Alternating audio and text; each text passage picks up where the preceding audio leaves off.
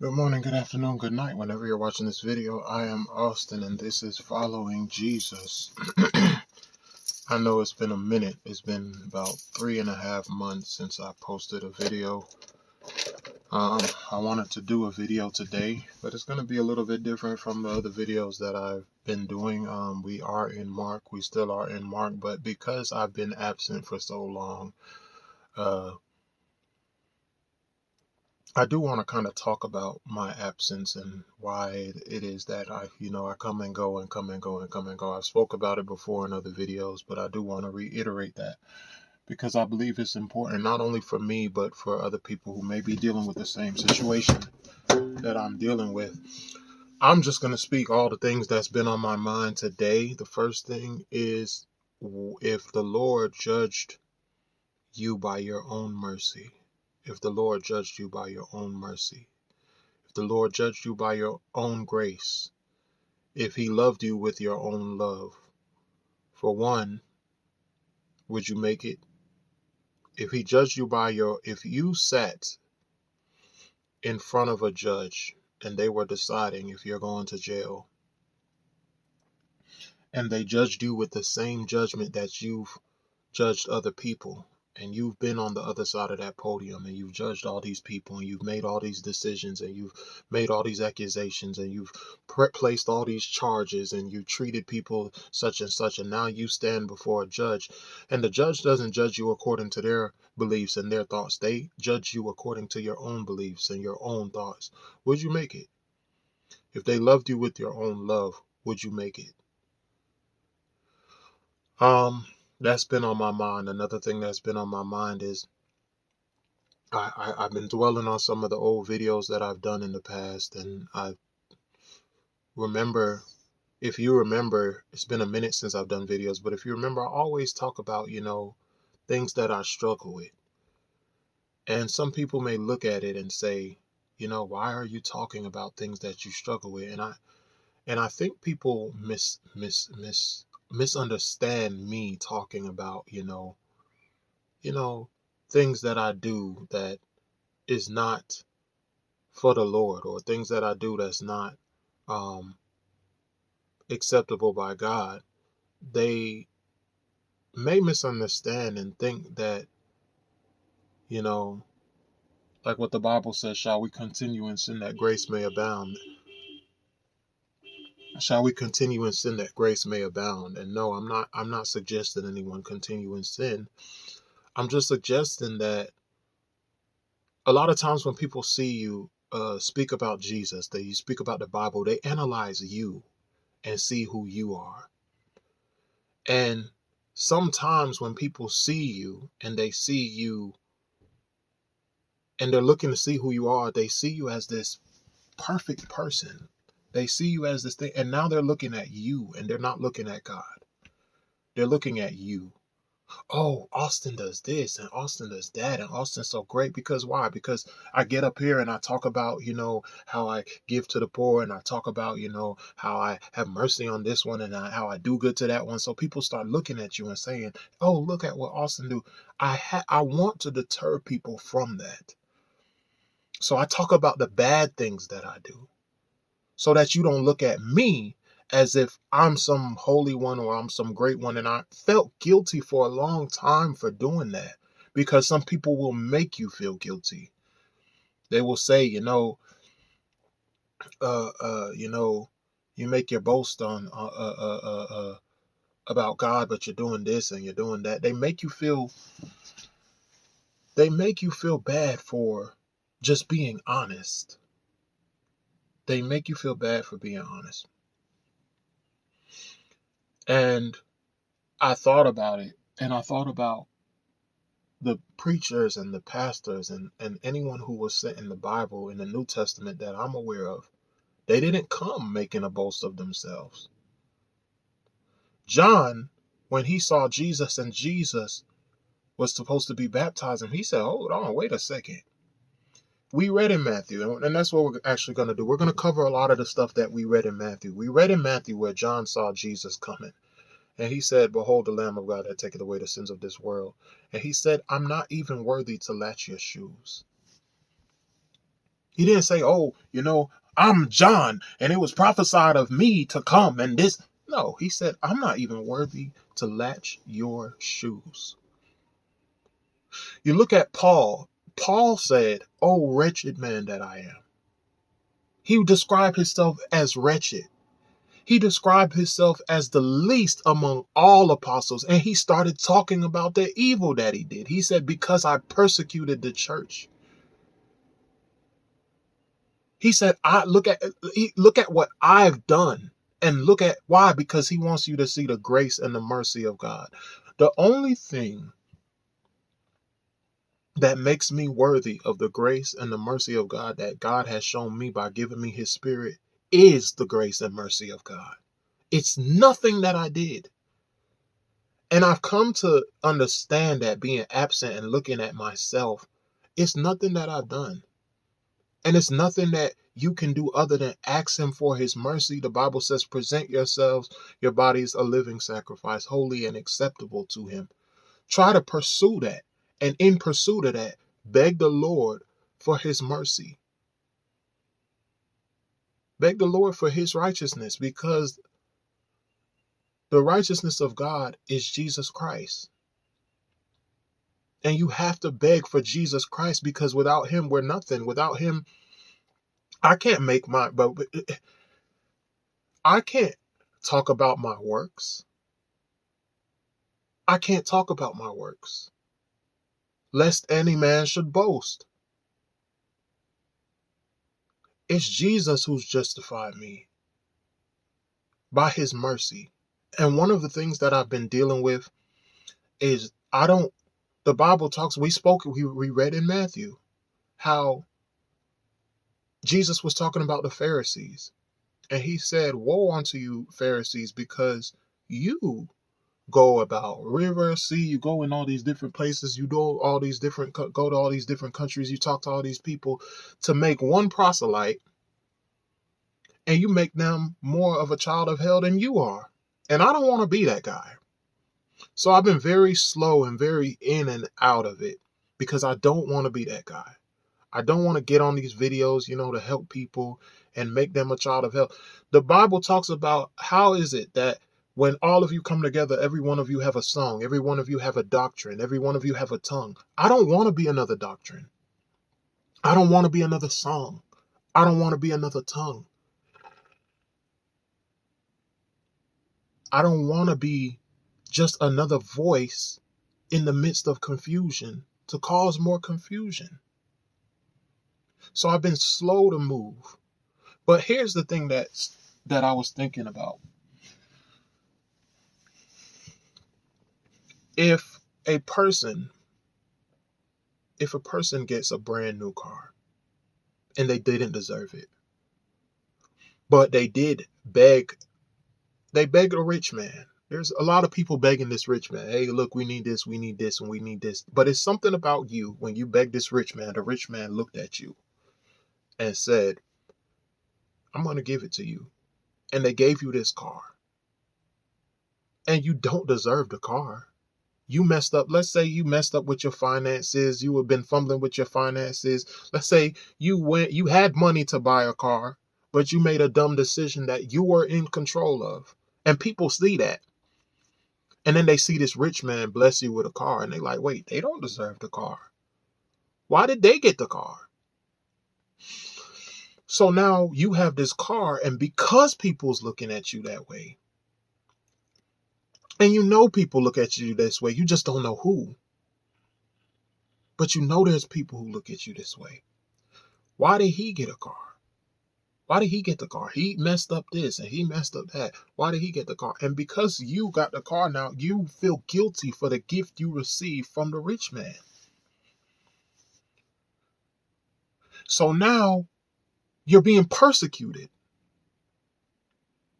People are talking about you. People attack you. People are at you. Just they have a hate towards you. They have a jealousy towards you. Look at him. He think he's so good because he got this car. Meanwhile, you looking at yourself the same way, like, dang, I don't deserve this car. But it doesn't change the fact that you got the car. It doesn't change the fact that the rich man gave you the car.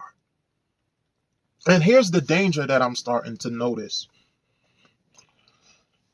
If people start pushing at you and saying, "Oh, I I don't like him because he got this car and he been showing off," and you ain't showing off no car. They just have it within themselves. They got a jealousy within themselves. Oh, he just showing off. So what you do? You start hiding it. You start hiding it. You park your car in the garage. You only come out at night. You only come out at night. Um, you only come out at night to so that nobody see you, so that nobody say anything, so no one talk, because you're tired of people just talking mess. So you try to lay low and you try to do this. But how would the rich man feel? I gave you this car for you to show it. I gave you this car for you to drive it. I gave you this car for you to enjoy. I gave you this car for people to speak well of me, not you. It's not about you. It's not about you. I understand people are going to hate on you. I understand people are going to talk about you. But the Bible says, ye are a light to the world. If you light a candle, do you light a candle to put it under a bushel? Did I give you this car for you to hide it in the garage because people's talking? I've been selfish with a gift that I believe God gave me. And for some reason, when I speak, it encourages people. I know because people tell me. It's not something that I asked for. It's something that I've discovered that I have. And should I give it back to God because some people don't like it? No, that'll make me a fool.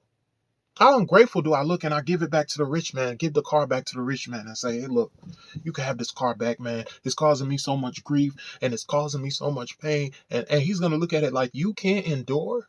So now he's looking at you and you become an enemy to the rich man because you gave him back the gift that he knew you didn't deserve.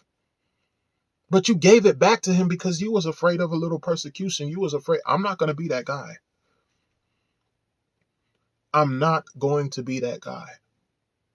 But I'm also not going to be the guy that comes up here and tells people about themselves in such a prideful manner, in such a boastful manner, when I know that even though a lot of the things that is written in the Bible that, you're not supposed to do, I don't do. But there's some things that I do. I've never met a perfect person. But the Bible teaches perfection. So that means if nobody's perfect and the Bible teaches perfection, that means no one's capable of teaching from the Bible. If the prerequisite to teach from the Bible or to talk about the things in the Bible is for you to be perfect, no one can read the Bible. No one. Because the Bible teaches you to be perfect. So the imperfect read from perfection to become perfection. And I had to learn that. I felt guilty. I've been guilty that the Lord blessed me with His Spirit. I felt guilty because I know I don't deserve it. I know I don't deserve it. And I feel grieved because sometimes I try to do things to deserve it, but you can never do enough to deserve it. I believe that the love of God, that the love that God has towards me is not reciprocal to the love that I have towards Him. Am I boasting about that? No. I'm just being honest. I try to love Him, but I would be lying if I say I love Him the way He loves me. Because He's long-suffering towards me. I'm not long-suffering towards God. You not long-suffering towards God? No, because I haven't done a video in 3 months. If I was long-suffering towards God, for one, Jesus said, if you love me, and we read this in Matthew, if you love me, keep my commandments. How can you always keep the Lord's commandments when you don't know when He's talking to you? Some people say, oh, I love the Lord. I love the Lord. Do you keep his commandments? Yes, I keep his commandments. What about that day when you was at the Kroger and something told you not to go to the Kroger, to go to the Walmart? What are you talking about? Did you know that was the Lord? Did you know you disobeyed him? Do you know you didn't keep his commandments? Sometimes I don't know the voice of the Lord. Sometimes I don't know when it's me doing things of my own self or when the Lord is moving on me to do things. So that's why I'm very slow to move. That's why a lot of times I come in here and I stop, because I start going through things in my life, in my family, in my I just start going through a lot of things. And when I go through a lot of things, I just have to take a break, because I get in this position where I end up getting so angry, and you get in this world and you deal with these people and you deal with people. And when I say these people, I'm talking about yourself. You see that the wickedness that is in you is in everyone else, and it frustrates you. But you have to deal with the same exact thing the Lord deals with, which is you. But you have to deal with you and other people.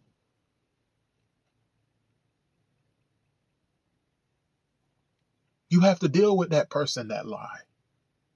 When you lie, you have to deal with that person that gets angry and because over something they didn't even understand. They didn't even truly understand you, and they get angry, and you deal with their anger. But they've dealt with you doing the same thing. I'm not worthy of the grace of God. I'm not worthy of, you know, anything the Lord has done for me. But does that mean I'm going to give it back? No. That means I'm going to use what he gave me. Even though people not going to like it, people going to be jealous of it, people going to be mad, people going to say what they want to say. I can't let that stop me, because I don't want him to take it from me. I don't want him to take it from me. A lot of people that teach people, a lot of people in church in general are so boastful, prideful, arrogant, always trying to act as if they're more moral than other people. The only thing that makes us worthy is Jesus Christ. I have been justified by the grace of Jesus Christ, by his Spirit. Does that mean I'm going to go out here and try sinning? No. Why would I grieve? Why would I frustrate the grace of God? No. I'm still in the flesh though. So that's why I'm always constantly fighting and at war, because I don't want to frustrate the grace of God, but I can't lie and act as if I don't, or I haven't, or I never have. Because that is also frustrating the grace of God, because now it's not made manifest. The grace of God is made manifest in the works that you do.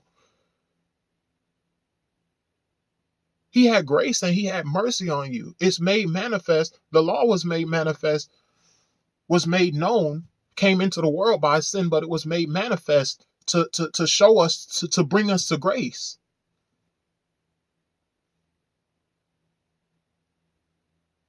The Lord had mercy on me. In order for him to have mercy on me, I have had to do something wrong. So in a way, my wrongdoing is a testament to his mercy, because he still Jesus gave the parable of the prodigal son and the lost son. How he had his father's blessing, but he went and spent it on righteous living. But when he came back to the Lord, he wasn't thrown away. The Lord received him. He went and he spent his living on righteous living. If you're doing that, come back to the Lord, and he'll put a ring on your finger. A lot of people run away and they're scared to come back in the presence of God, because they don't know what he's going to do. I've seen where I fell out. I've done some wrong stuff. I did so much wrong stuff. And then all of a sudden the Spirit moved on me later, like the same week or something. I'm like, what in the world? And it confused me, because I'm like, the Lord loved me so much that Even when I've done him wrong, he still take care of me. Does that mean I'm going to keep doing him wrong? No. Does that mean I'm going to keep? No. It's just like even in a relationship. Sometimes my wife get on my nerve. But then I find myself, I be at the store. I don't want to give her nothing. I don't want to give her absolutely nothing. I be at the register. Look, I'm sorry, part 2. I tell myself, let me get these chicken wings. I'm going to eat these chicken wings right in front of her face. And then I end up getting her chicken wings, even though I feel like she wronged me. That's love. And that's love that God has towards us. But that doesn't mean you frustrate the grace of God. I can't help the fact that the Lord blessed me with his spirit. And I've tried, the Bible says, try the spirits to see whether they be of God. People always use that to talk about somebody else. I use that to talk about myself. I try my own spirit to see if it's the spirit of God. I try to figure out what's going on. What's going on with me? What's going on with my spirit? Is this really the spirit of the Lord that's dealing with me? Or am I full of crap like everybody else? Then it says that any spirit that says that Jesus Christ is not that the Son of God is not come in the flesh, or that Jesus Christ is not the Son of God, is not. I believe Jesus Christ is the Son of God.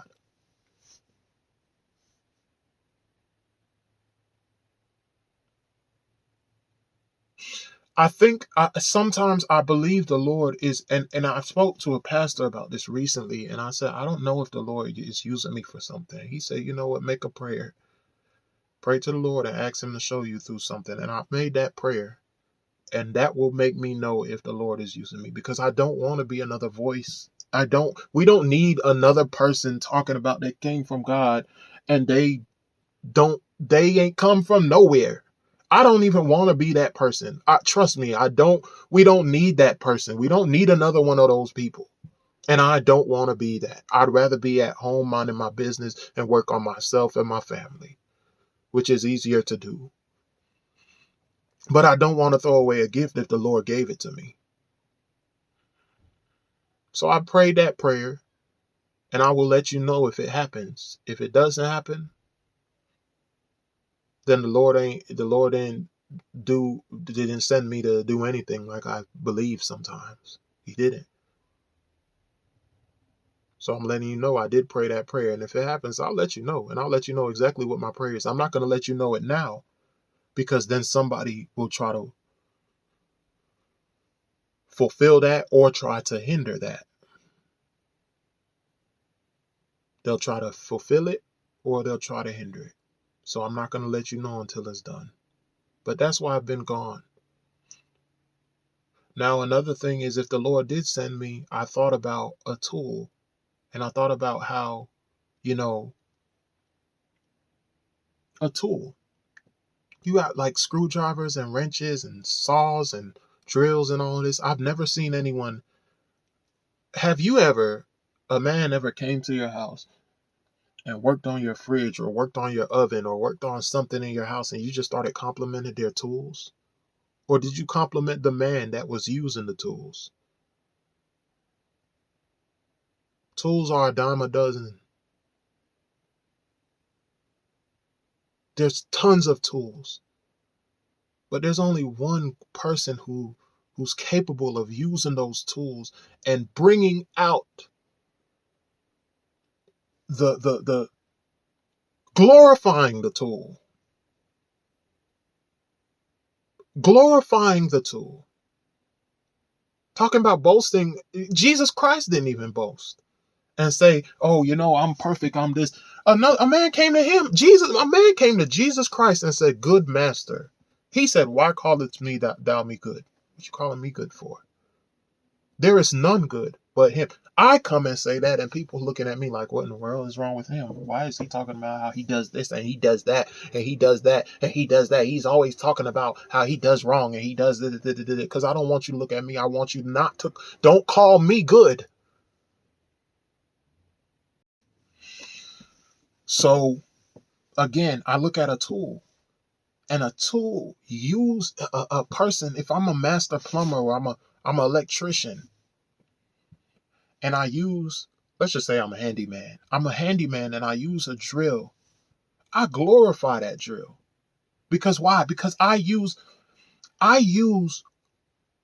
my hands to build something beautiful out with that drill. But no one ever comes and praises the drill. The drill is not the person that gets the praise. You could get a drill from anywhere. That's not what that's not what made the house. It's the hands. It's the hands that utilize the drill for the purpose that it was designed for and used it. If I'm a tool, I am nothing but a tool. And if God used me for whatever he designed me for, I'm not looking for praise. He's glorified through using me. He's glorified through using me. Now, can he glorify me? Yes. Can he separate me from all the other drills? Yes. How? How can he do that? Sign his name on it. Now I'm different from every other drill. Because the Lord signed his name on me. If I come to somebody with a baseball, and don't nobody want that baseball. Don't nobody want nothing to do with that baseball. But if I come with a baseball that say Babe Ruth, wait. I don't know baseball. Allen Iverson's, but look, y'all know I don't watch no sport. But if I come with a basketball that say Michael Jordan on it, and he signed it, and he played with it, and he used it, he utilized it with his own hands, that basketball's different. That basketball is not like other basketballs. It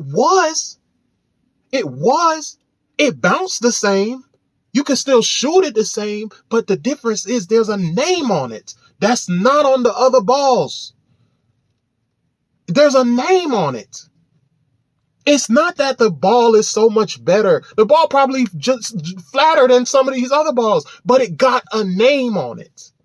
That's what makes it special. That's what makes it important. It was used by somebody, and he utilized it for his own purpose and put his name on it. So that's what I'm trying to explain. If the Lord put his name on me, I can't help that. But I'm not going to sit here and make it seem like I bounce higher than the next one. And I'm flat. And if you shoot me, I'm guaranteed to go through the hoop all the time. No, I just got a name on me now. And I am not glorified. I'm glorified in that, but he gets the glory. I'm just a tool. If he uses me as a tool, there's no boasting. I can't boast about that.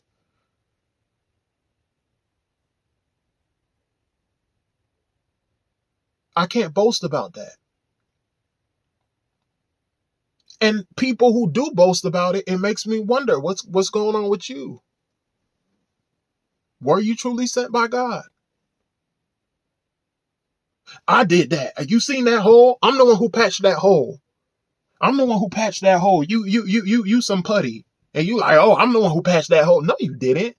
Somebody put you on a scalpel and wiped you across the hole. You couldn't do that by yourself. Sit down. What are you so prideful and arrogant for? Sit your butt down.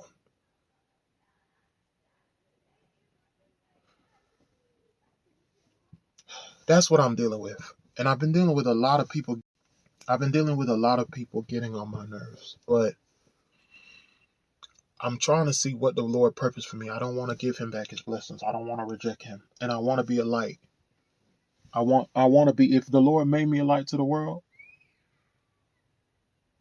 then that's what I want to be. Just that, a light to the world. You don't light it, and that's another thing. If the Lord writes his name on you, don't be ashamed.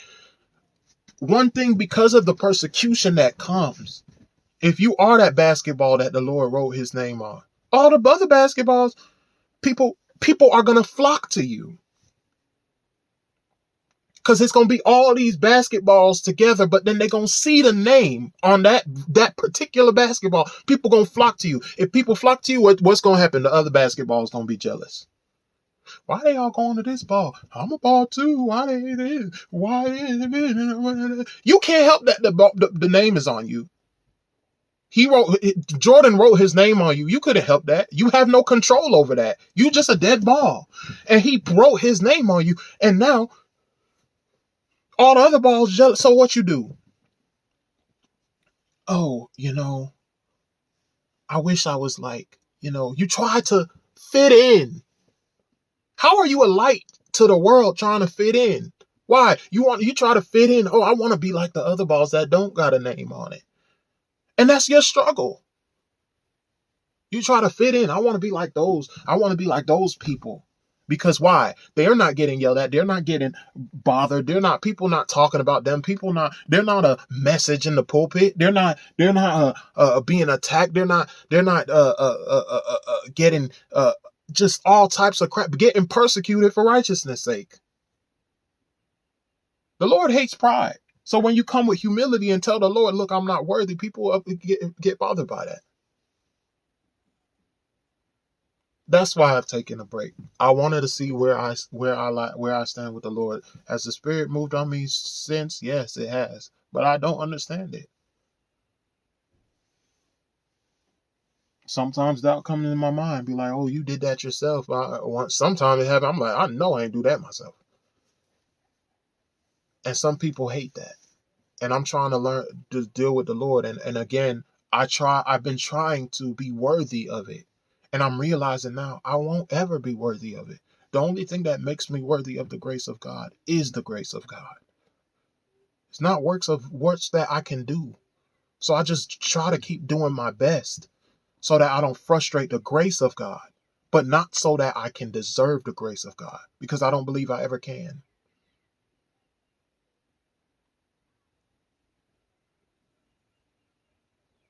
His grace is with me, and I've been trying to deserve it. And I've been frustrated because I never could do it right. But it's because, again, I don't deserve it. And if you have the grace of God in your life, and when I talk about grace of God, I'm talking about the Spirit of God. That's the grace of God. If the Spirit fell on you, you didn't deserve that.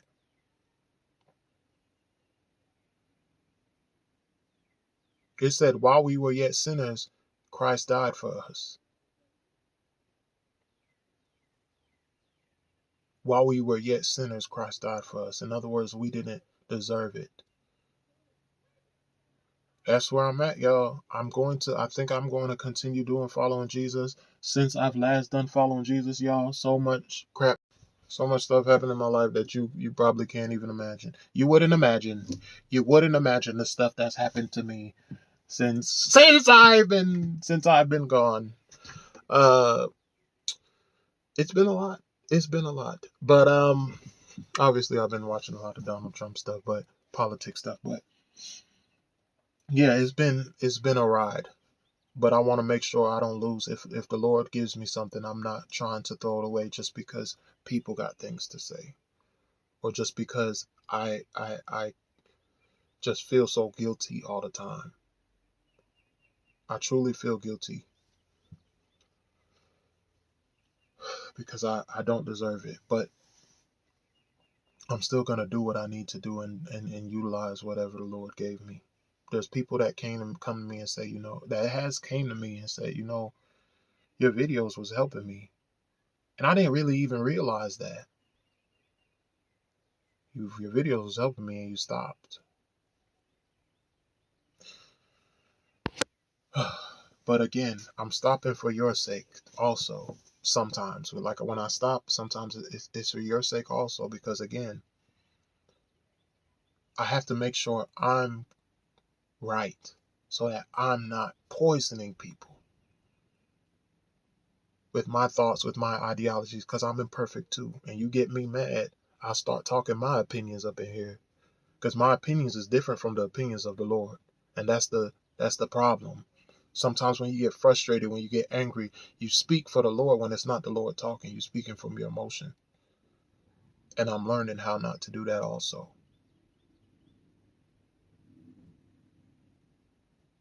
But, yep, that's following Jesus. We will get back into Mark, though. But I'm just going to see where the Lord takes me from here. Thank you for watching.